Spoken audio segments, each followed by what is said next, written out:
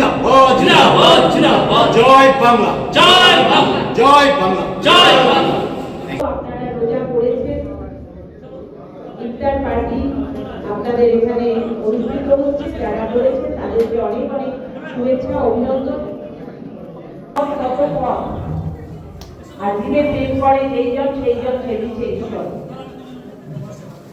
মাইনরিটিদের সবচেয়ে বেশি দায়িত্ব, যারা মাইনরিটি বিভিন্ন অঞ্চল থেকে নেতৃত্ব হিসাবে এসছেন, ব্লক নেতৃত্ব আছেন, জেলা সভাপতি সোজার নেতৃত্ব আছেন, যে বিভাজনের রাজনীতি শুধুমাত্র ক্ষমতার দখলের লোভে বিজেপির সামনে জেলা চেয়ারম্যান সংযুক্ত আকারে কথা বলে দিচ্ছেন।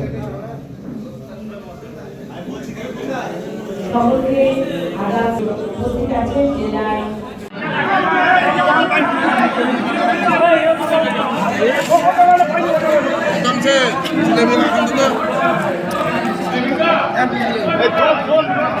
শিক্ষক পাটনা ইউনিভার্সিটির মাদ্রাসা মাওলানা বদরুদ্দোজা গান্ধী সাহেব, ওনাকে সবাই চেনেন, মাননীয় সচিত্র রায় মহাশয়, এছাড়াও উপস্থিত মহিলা সভাপতি রুশনা পারভিন, মালদা জেলা পরিষদের মৎস্য কর্মচারী সম্পদের প্রধান এবং অন্যান্য সকলে, যেহেতু আমাদের সবাই গল্প, আমরা বরণ পর্বতে এগিয়ে যাব। আমি প্রচার করার জন্য মোহাম্মদ ইসলাম হোসেন। যে আগামীতে 2026-এ যে ভোট আছে, এই ভোটে বিশেষ করে আমাদের ভোটের উপরে টার্গেট রেখেছে বিজেপি বা নির্বাচন কমিশন।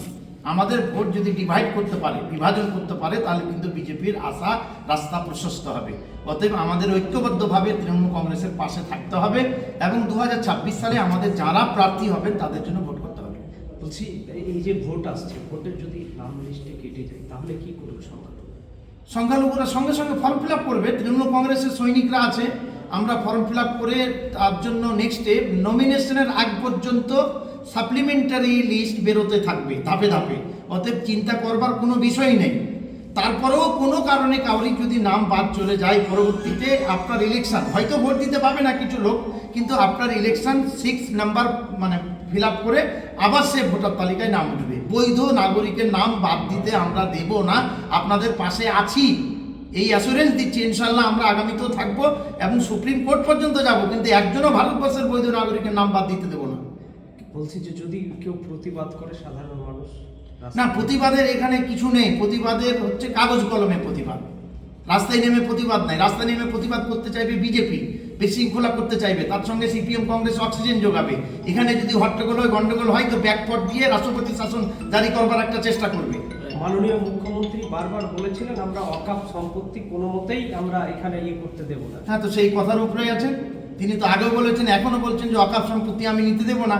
আমি আপনাদের মাধ্যমে জানাতে চাচ্ছি, পোর্টালে করতে বলেছেন। পোর্টাল যেহেতু ভারতবর্ষের যুক্তরাষ্ট্র কাঠামোতে কেন্দ্র সরকার যদি কোনো আইন পাস করে, তো সেখানে আইন তো আমরা মানতে বাধ্য। তারই ভিত্তিতে পোর্টালে, উমিদ পোর্টালে রেজিস্ট্রেশন করতে বলেছে। রেজিস্ট্রেশনের পরে যদি কোনো জায়গায় কিছু থেকে থাকে, তাহলে মাননীয় মুখ্যমন্ত্রী যে বলেছেন একটিও জমি আমরা দেব না, ওই জায়গাতেই আছে, ওই জায়গাতে বিভ্রান্তিতে পড়বেন না। প্রতিবাদ তো থাকবে না, ওইভাবে প্রতিবাদ করে সংখ্যালঘুদেরকে বসিয়ে দেওয়া না। প্রতিবাদ শুনে না, প্রতিবাদ মানে এই নয় যে আপনি রাস্তায় নেমে নিমতিতাতে বা অরঙ্গবাদে আপনি গাড়ি ভাঙচুর করবেন। প্রতিবাদ মানেই এ হচ্ছে যে আপনি অন্যজনের রাস্তা উন্মুক্ত করবেন। এই প্রতিবাদের আমরা বিরোধিতা করি। আপনি গণতান্ত্রিক ভাবে প্রতিবাদ করবেন, নিশ্চয়ই আপনার অধিকার আছে, রাইট আছে। এই মঞ্চ থেকে হুমায়ুন কবিরকে আপনাকে কটাক্ষ করতে দেখা গেল, কি বলবেন? আমি তার সম্পর্কে যত কম কথা বলবো ততই ভালো। তবুও আমি এখানে বলতে চাইছি, আমি তাকে বলছি তিনি অশান্তি সৃষ্টি করছেন। এই অশান্তি সৃষ্টিটা আমাদের এই পশ্চিমবঙ্গে ছিল না। আমরা হিন্দু, মুসলমান, খ্রিস্টান, জৈন, বৌদ্ধ ভ্রাতৃত্ব, সৌহার্দ্য, সম্প্রীতি নিয়ে থাকছিলাম।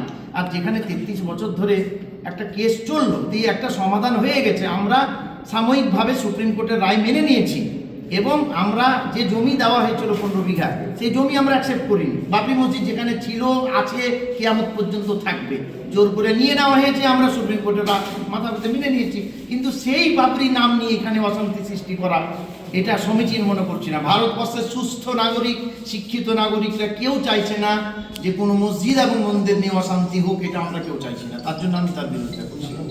মোহাম্মদ নজরুল ইসলাম, সংখ্যালঘু সেল, তৃণমূল কংগ্রেসের প্রেসিডেন্ট।